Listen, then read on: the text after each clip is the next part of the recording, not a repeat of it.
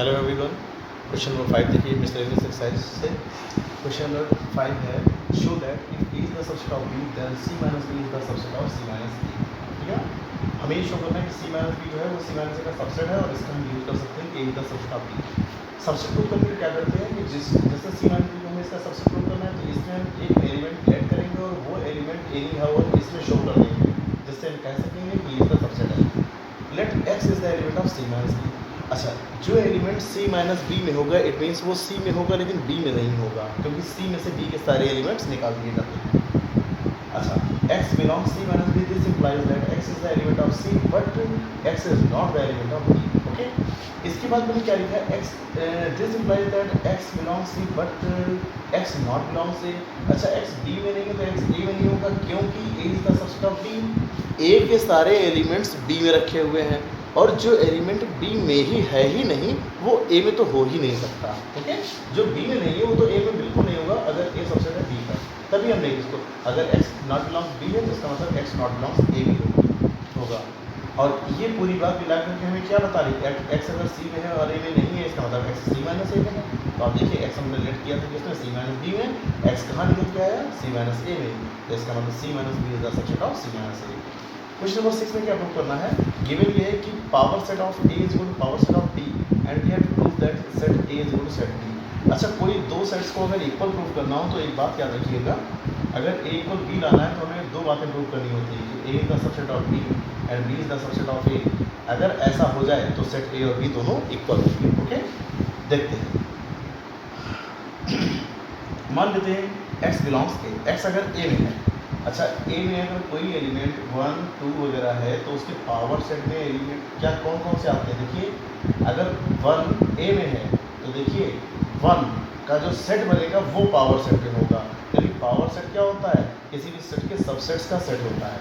तो x अगर ए में है तो set of x element, x element का जो सेट होगा वो पी ए में होगा। अच्छा, यही पी बी में भी होगा क्योंकि दिया गया है कि पी ए इक्वल है पी बी के। अच्छा, अगर सेट ऑफ x एलिमेंट अगर पी बी में है तो इसका मतलब x किस में होगा b में। तो आप देखिए x a में लिया तो x कहाँ आ गया b में, इसका मतलब a का सबसेट ऑफ b। अब इसी का उल्टा यहाँ पर फिर से लेट कर लीजिए, x b में लेट कर लीजिए, x अगर b में है तो x का जो सेट होगा वो पावर सेट ऑफ b में होगा। पावर सेट ऑफ b में अगर है तो पावर सेट ऑफ a में भी होगा, क्योंकि पावर सेट ऑफ a और power set of b equal है। अगर x अगर पावर सेट ऑफ a में है सेट ये तो x a में हो जाएगा, x b में था और x किस में आ गया a में, इसका मतलब b का सबसेट ऑफ है। Since A is the subset of B and B is the subset of A, therefore set A is equal to set B. Now question number 7.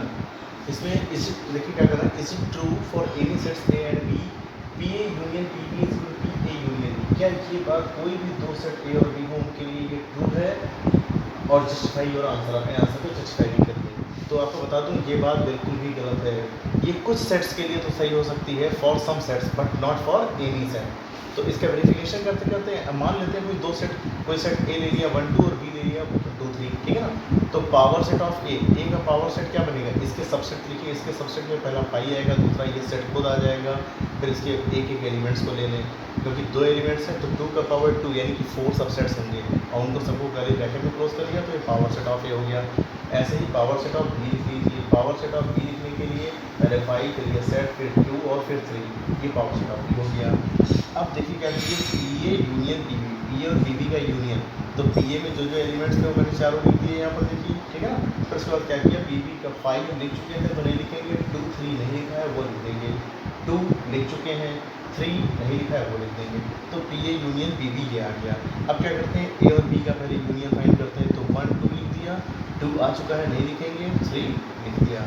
अब क्या करते हैं, पी ए यूनियन बी, ये जो ए union B set आया इसका power set, तो इसके 3 एलिमेंट्स हैं तो 2 का पावर 3 यानी 8 सबसेट्स बनेंगे। पहला 5 हो गया, दूसरा सेम सेट हो गया, तीसरा 1 2 और 3 करके फिर 1 2 2 1 और 2 3 3 1 करके ऐसे 8 सबसेट्स बन गए। तो ये power set of A union B बन गया।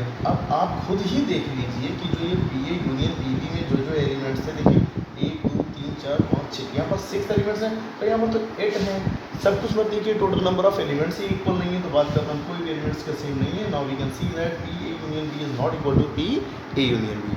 क्वेश्चन नंबर 8 देखिएगा, show that for any sets A and B A is equal to this and A union B minus A is equal to ए।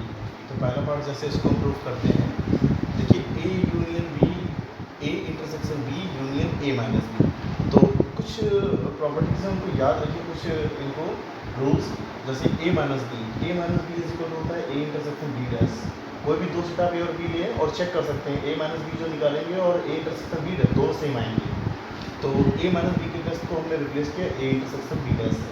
अब देखिए ये यहाँ पर डिस्ट्रीब्यूटिव प्रॉपर्टी का हमने उल्टा यहाँ पर रिवर्स यूज़ किया है।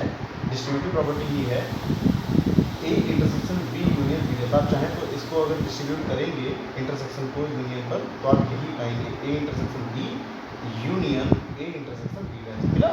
तो इसको हम ये भी लिख सकते हैं यूजिंग डिस्ट्रीब्यूटिव प्रॉपर्टी। अब देखिएगा बी यूनियन बी डैश, कोई सेट ए और उसी के ए डैश का जो यूनियन होता है वो यूनिवर्सल सेट होता है, ठीक है। तो बी यूनियन बी डैश क्या हो जाएगा, वो भी यूनिवर्सल सेट हो जाएगा। और यूनिवर्सल सेट के साथ इंटरसेक्शन जो होता है वो वही सेट होता है। आप लिख सकते हैं, आप ये भी सब रूल्स हैं, आपको पता होने चाहिए। ये सब इज इक्वल टू ए का अगर आप यूनिवर्सल से अगर इंटरसेक्शन करते हैं इंटरसेक्शन, तो वही सेट आपको मिल जाएगा। तो आप देखिए इसके इक्वल में ए आ गया, इसके इक्वल में आपको ए ही तो लाना था, ठीक। अब इसके बाद देखिएगा A union B minus is equal to A union B. तो A union B minus A लिया। अब बी माइनस ए को हम फिर वही बी इंटरसेक्शन ए डैश लिखेंगे जो कि यहाँ पर बताया था हमने, ठीक है ना। चूँकि ए माइनस बी को ए इंटरसेक्शन बी डैश लिख सकते हैं, तो बी माइनस ए को क्या लिखेंगे, बी इंटरसेक्शन ए डैश लिखेंगे, बी इंटरसेक्शन ए डैश। फिर डिस्ट्रीब्यूटिव प्रॉपर्टी का यूज़ किया, ए यूनियन बी लिख दिया, intersection A union A dash. और ए का ए डैश के साथ इंटरसेक्शन, जैसे कि बी का यहाँ पर तो यूनियन बी का बी डैश के साथ यूनियन क्या यू था, ऐसे ही ए का ए के साथ यूनियन क्या होगा, यू ही होगा। और यूनिवर्सल सेट, यू और यूनिवर्सल सेट के साथ जिसका भी इंटरसेक्शन आप लेंगे वही सेट आपको मिल जाएगा। तो इसलिए क्या हो जाएगा यहाँ पर ए यूनियन बी, ठीक है ना। और आपको यही जानना है A union B minus A union B.